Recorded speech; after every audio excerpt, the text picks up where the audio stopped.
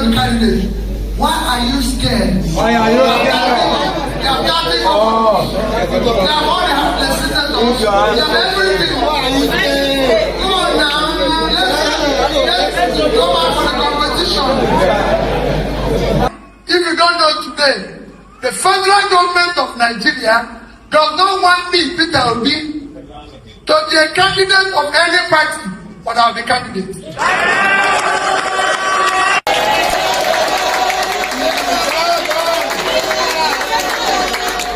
This democracy is a sign. See this democracy. We will do that democracy. If they like, let them do election inside their house without transmission. We will transmit it to them. So nobody. There's no difference that you are there, they won't touch it.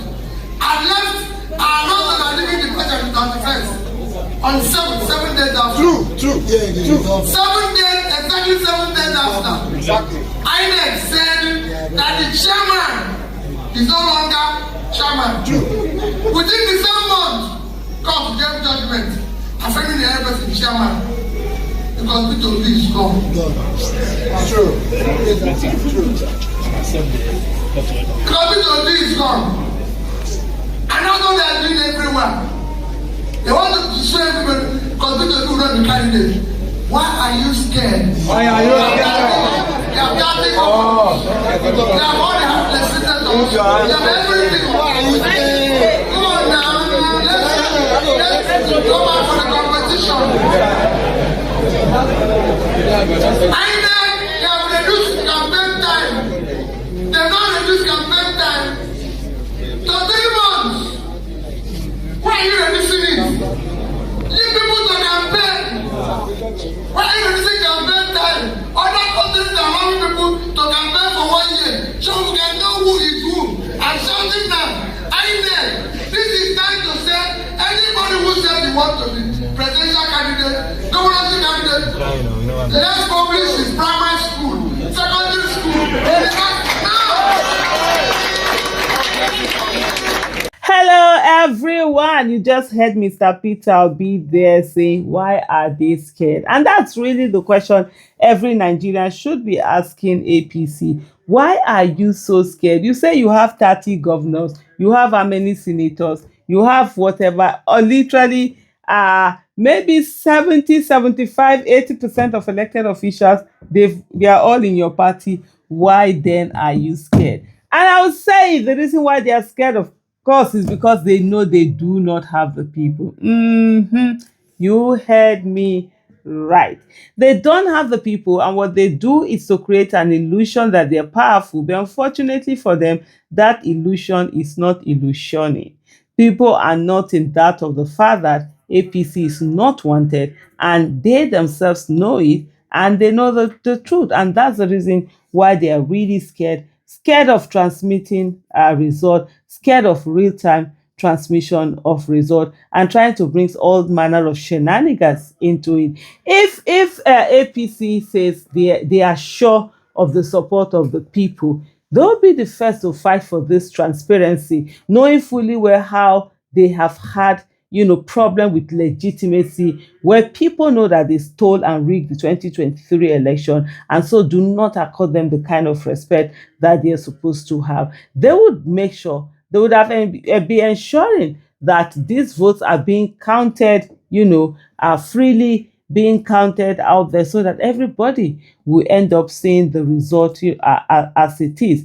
But here we are. Definitely not that at all. They're doing everything desperate because they know that without rigging, there's no how they're going to be in there. And this 2027, people are ready for them. Nigerians are ready for them. The first 2023, Nigeria decided to trust the system. Unfortunately, the INEC and its chairman and the people there showed that they were not ones to be trusted with anything. And going forward, Nigerians are not going to be that naive in trusting them again. It's just like the analogy that I gave the other time. I said, look, if you look at the Nations Cup where Nigeria played Morocco, you definitely did see where that's Nigerian light going off. But hey, I'm going to continue this video and get it off with. You definitely will see that when Nigeria played Morocco, there was, of course, Morocco won. There was a lot of shenanigans that nobody expected them. Nigeria was not expecting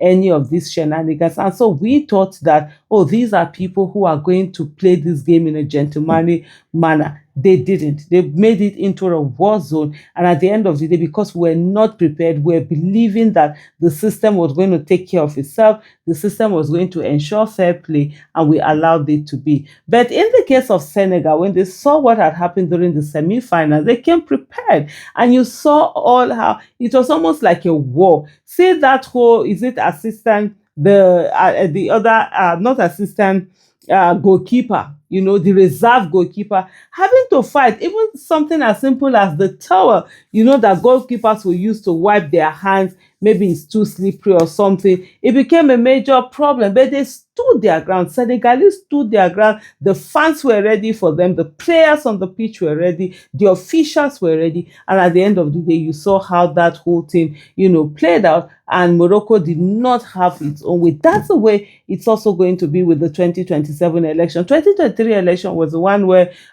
citizens trusted the people. But going into 2027, there's no trust. There's no trust between us. It's watching each other like a hawk. And I can say it to everyone with all sense of confidence and with all sense of belief in the capacity of the Nigerian people, that when the citizens decide that nobody is going to rig them, there's absolutely nobody that can come out and rig them. So they will ensure that they get what they want out there. So like I said, you heard the question, who is afraid? Why are they scared? And so, well, the reason is simple, because of the fact that they know they do not have the people on ground. And in this, for me, the mindset that I want us to take on, and I think the way that Mr. Peter Obi has alluded to it, is that, look, no matter what, whatever it is that they want, whether it's their head, whatever, those results, it is the way people voted, that's the way it will be counted. And people's mandate must be allowed to go through. However people's voted, not the one that people will vote, and at the end of the day, they will come and they will start changing certain things, making them into one thing or the other. That is something that we must not allow. And I think Nigerians are really ready for that. And you did see what Mr. Peter Obi said about Labour Party in terms of, the Abure tenure being over, the Supreme Court declaring that, the way it went, declaring that this whole thing, the party should go back to go and work on itself, decide it matter, which the party itself had decided that Abure's tenure had lapsed, and that's why they came with that whole NWC NEC meeting, and they now chose a caretaker committee in the person of Senator Ninadi Usman. And at the end of the day, we all saw how that whole thing went to. Immediately that whole court order was done, Mr. Peter Obi, Alex Oti, and other members of the Labour Party went to INEC to take the certified true copy of that judgment to them. But yet INEC was doing like this. Even none of them were being called to meeting. As soon as Mahmoud was removed, there was this lady that was interim INEC chairman for a few days. She brought in Abure. He started attending meetings. It was when Peter Obi now left. He said he's no longer in Labour Party, that they now realize, oh yes, that this guy's term has expired. The court is saying this. It just shows what it is. And like Mr. Peter Obi said, all they're desperate for is that they don't want Mr. Peter Obi to be on the ballot paper and all of that, because they know, by the grace of God, if Mr. Peter Obi is on the ballot paper, it's over for them. Thank you so much for watching.